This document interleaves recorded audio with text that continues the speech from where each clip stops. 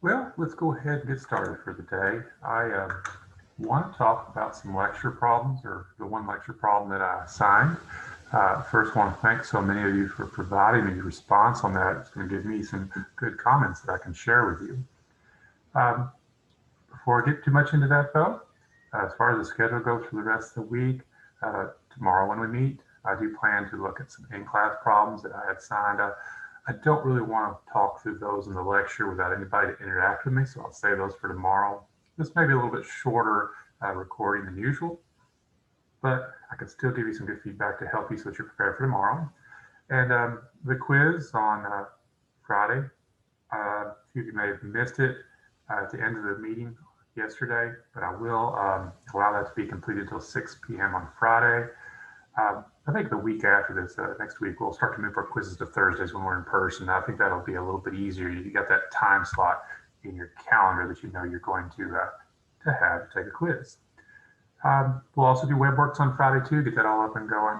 But that should take care of the housekeeping issues. Let's go ahead. I'm going to share my screen here, and we're going to talk about some of the problems that you were looking at for the lecture problem. So got that going good there. So what I'd like to bring out here, first of all, kind of go through a bit of a story here as far as the different attempts that were made that might need to be redirected a little bit.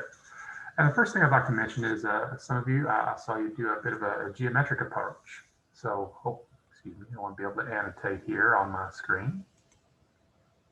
And excuse me as well, I need to move some commands around so I can write on the screen. Bear with me for a minute, first time. I got dual monitors here, and sometimes that can be a bit of a trouble whenever you're trying to write on a screen and record it as well. So I'm going to move my image that I want to write on over here. I'll go ahead and share my screen that I've got. We're good. Sorry for that delay. The first thing I saw a fair number of students try is sort of a geometric approach. I saw a lot of 1/2 the base times the height being involved, and that's a good formula for a triangle. I think a lot of people are almost assuming that this angle down here at the bottom between the blue and the red was a 90-degree angle. So you can't use this formula unless you have the base and the height being perpendicular to each other. That's just not the case here. I saw a fair number of people getting distance formulas, so they could do that. Square root of 17, the square root of 13, the square root of 8, those all showed up. But the trouble is, those measurements, none of them could be multiplied together and cut in half because you don't have a right triangle, or the base and the height are not perpendicular to each other. So that just wasn't as useful here.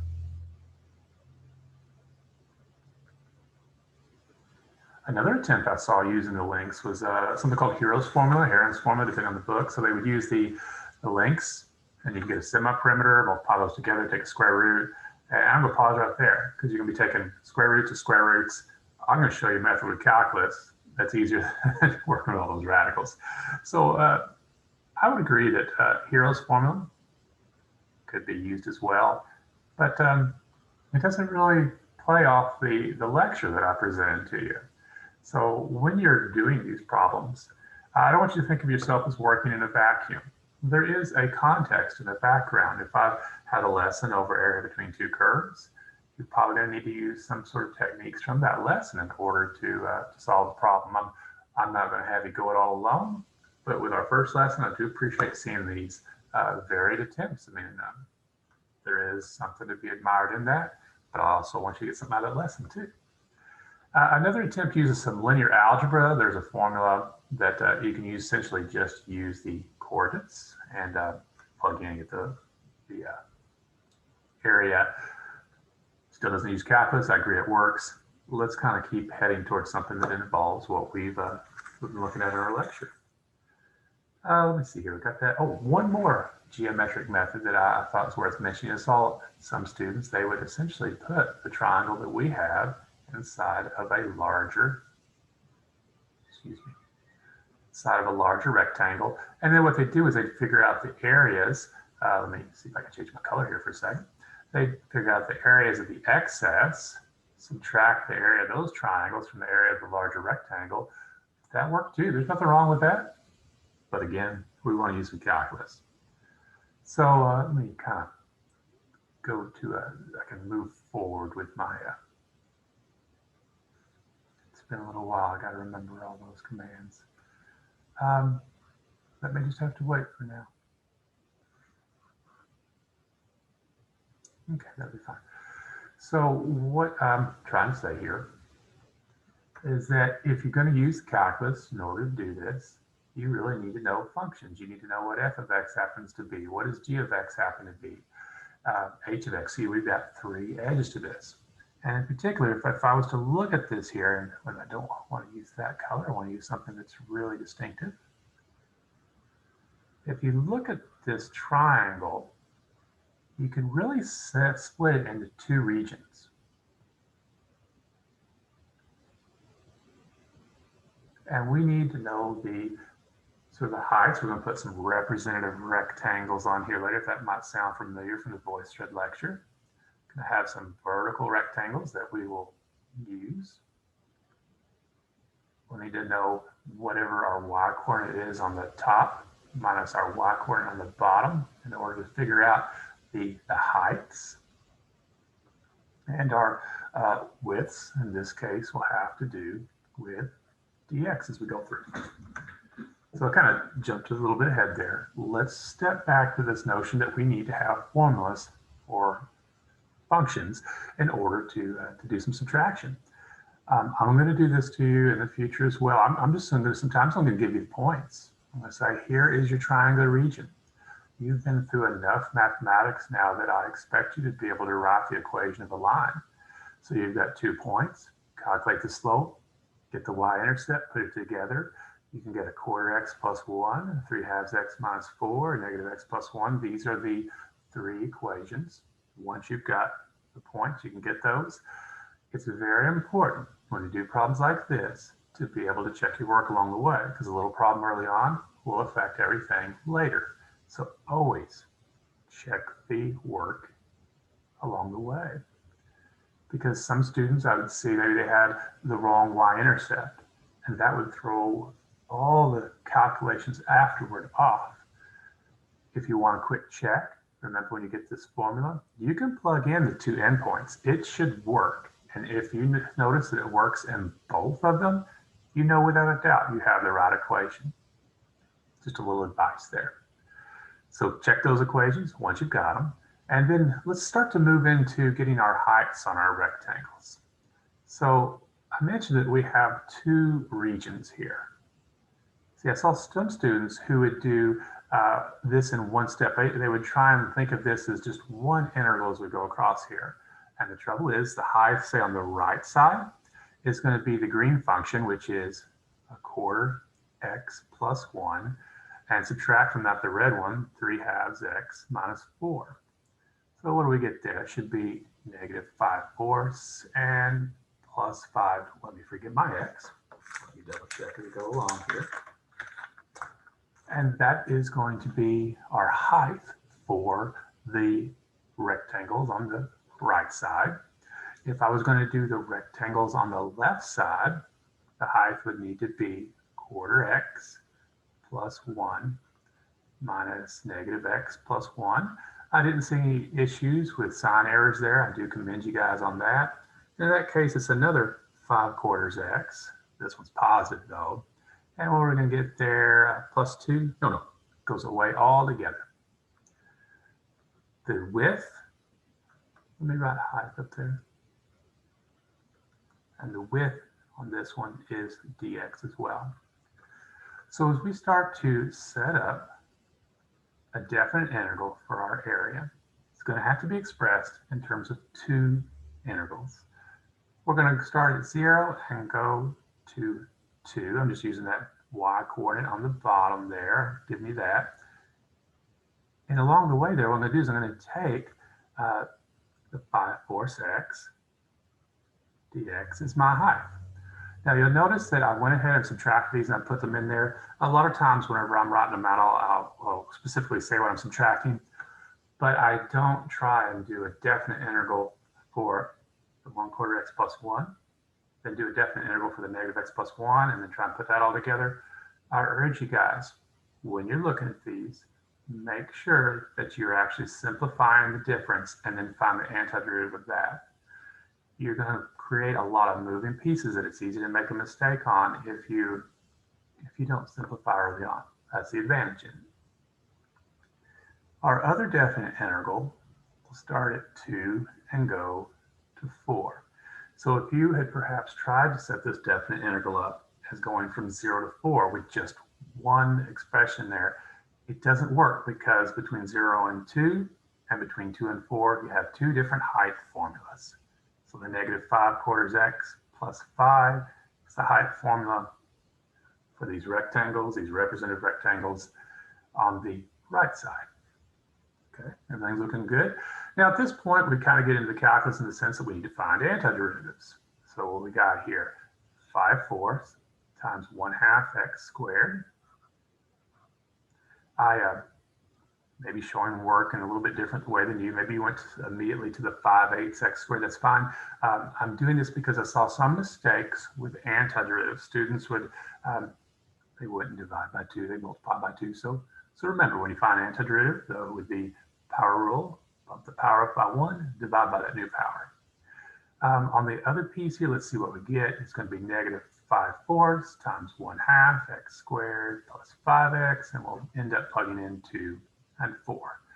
Also, I'm thinking about it, make sure that you always put your edges here, the 0 and the 2, or the 2 and the 4, on the right-hand side of that bracket. Maybe perhaps you're using a line and you just got 0 and 2 at the end. That's fine as well. It depends on the textbook, how you were trained, how you tend to prefer to write that as you go through. But the thing is, you'll never see it where, say, they put the numbers over here on the far left. I've never seen that done, so let's not do that. Okay. So plugging, wait a minute.